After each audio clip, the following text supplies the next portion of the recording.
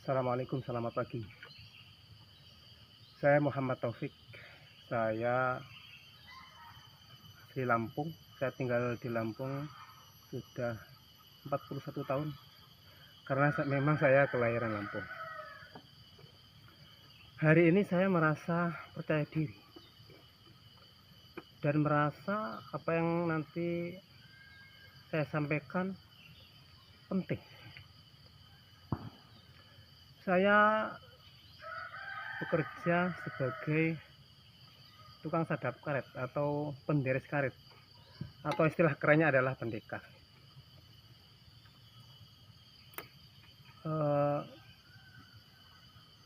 Kegiatan saya sehari-hari adalah nyadap karet atau deres karet ya.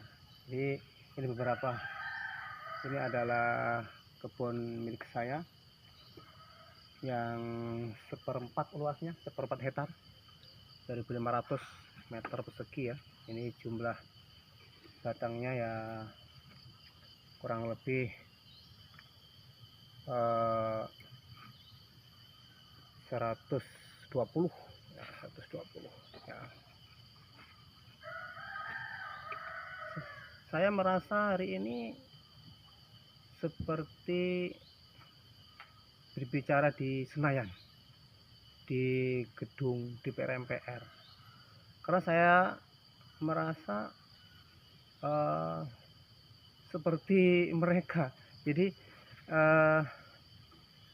apa yang saya sampaikan ini terkait dengan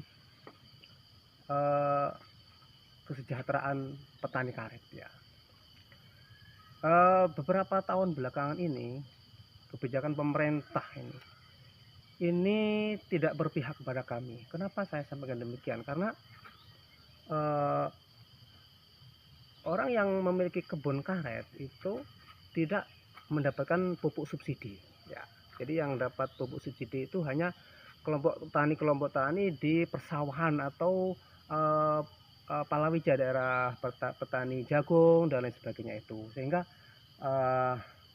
orang petani karet ini tidak boleh mendapatkan pupuk subsidi ya. Ini kalau Pak Jokowi beberapa tahun lalu itu menyampaikan ini adalah dampak, mungkin dampak dari perang Rusia Ukraina. Nah, tapi saya mau tunjukkan bahwa penghasilan karet saya, dan ini saya mewakili dari teman-teman yang lain ya. Ini saya tunjukkan ini seberapa getah karet saya selama 1 minggu. Jadi ini kebetulan musim penghujan. Jadi kalau musim malam hujan, pagi nggak bisa beres. Nah, ini adalah getah karet yang produksi 1 minggu ya. Ini getah karet saya.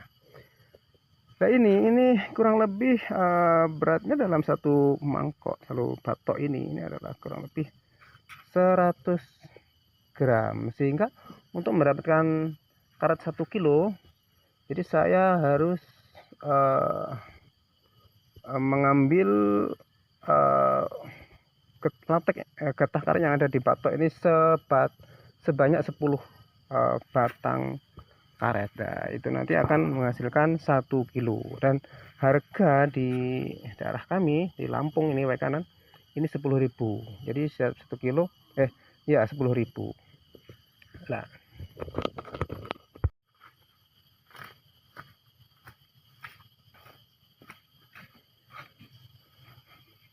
kalau setiap kali mulung atau ngangkit istilah di sini, mulung itu ngambil getah karet, kemudian diwadahi dalam satu kotak plastik, itu kemudian dijual. Itu saya bisa menghasilkan rata-rata 30 kg itu dalam 1 minggu. 30 kg dengan harga 10.000 berarti 300.000 dalam 1 minggu. Jadi kalau 300.000 berarti kalau 1 bulan itu 4 minggu, berarti saya bisa menghasilkan 1.200.000. Nah itu ya, itu belum lain-lain.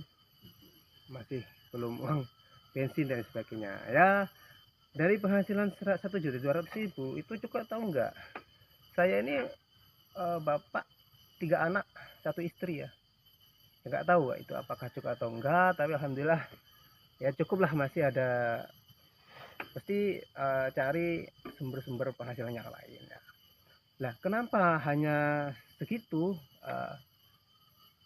Karet saya, kebun saya itu memiliki 1/2 hektar. Kenapa? Karena ini mungkin pengaruh karena uh, kurang pupuk ya, tidak ada pupuk karena saya tidak bisa mendapatkan pupuk ya, tidak bisa mendapatkan pupuk ya, yang subsidi ya.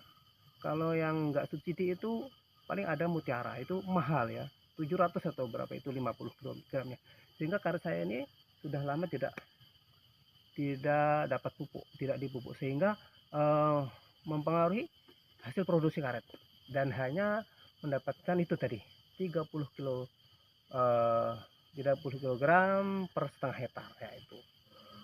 Nah, jadi kebijakan pemerintah itu saya sering dengar itu, mungkin Bapak Presiden atau yang lain itu harus berpihak kepada rakyat ya.